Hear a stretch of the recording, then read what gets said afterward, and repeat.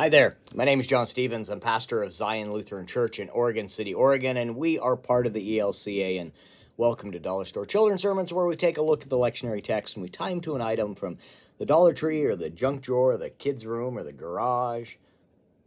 You know, we've been doing it. Thank you so much for spending a little bit of your week with me in this way and for the love that you are sharing with your congregations and your kids and your families. You are rocking it. Thank you. All right, this is for the narrative lectionary. We're looking at, Hear, O Israel. I was like, oh, hear, Israel. No, Hear, O Israel. And that's the title of it. And I'm looking at the Ten Commandments because the beginning of the text has God laying out the Ten Commandments. The Israelites, the Hebrew people, the Israelites have been set free, and now they're out there, and God, as godly play puts it, and I love this, God gives them a better way of living. They've never had to worry about these things before. They've never had possessions. They get a day off, they get a day of rest. Imagine that. There's only one God that they have to worship versus the hundreds of thousands. I'm not sure exactly how many, but a lot more than one. All that, and then we got possessions, and so now how do we deal with my neighbor having stuff that I might want? Because I didn't really have to worry about that before, as they were set free. So, looking at a better way, and how God gives us a better way to live.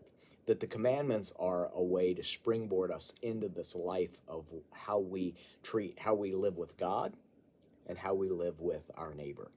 And so the springboard that I'm looking at is something that says new and approved. And that could be, I don't know, you have got two objects, and one object says 33 more percent. What came to my mind was this here, the Rubik's Cube. This is one of the old Rubik's Cube. It's not a speed cube. It's an old Rubik's Cube, and the thing is that you really have to work it to, I could maybe put some graphite, but that would be improving it. But I can't, it's like, I go to try to move it, and it actually is, it looks like I'm like, acting. Oh, that's acting. But it's really stiff. And I can move it, but it's still, you hear that, and it's all jerky and like that. So, someone said, let's improve that. There's a better way to do this.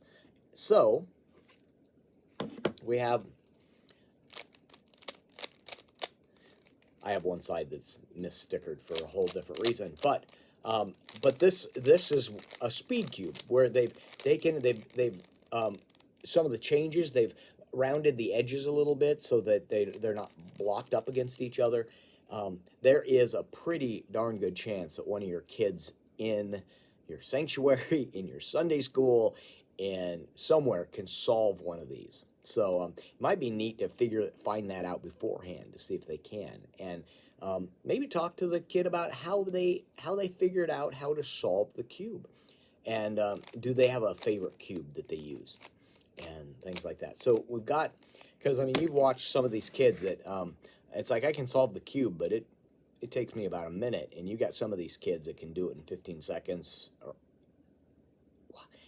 And the way they did it was they found a better way to solve it, and by looking at someone guiding them through. And I look at the Ten Commandments, and I look at how God walks with us and gives us a better way to live in relationship with one another, that a better way to treat our friends, a better way to live and know that God is our God, and this is a better way to live. So I keep coming back to that phrase, a better way. So looking for an item that's in new and improved. And for me, I picked the Rubik's Cube because it's something that I have, and I relate to it. My suggestion would, for your springboard, find something that in your life has been improved, that helps you do something a better way, Maybe it's a helper. Maybe it's there, and I say that like a cheat. There's a cheat bar where you can helps you undo helps you loosen a bolt, whatever, all kinds of different ways. So I've got a member of our congregation has an embroidery machine that they've been able to. With the stuff she can do on these new machines are amazing. It's a better way of doing this. So anyway, that's the springboard, looking at how the commandments help us live in a better way, help our relationships with one another, and our relationship with God. All right, I hope this can be a springboard for you and for your own children's sermon. Thank you so much for spending a little bit of your week with me in this way. And your partnership in this ministry means the whole world. So you're rocking it. We'll see you next week. Peace.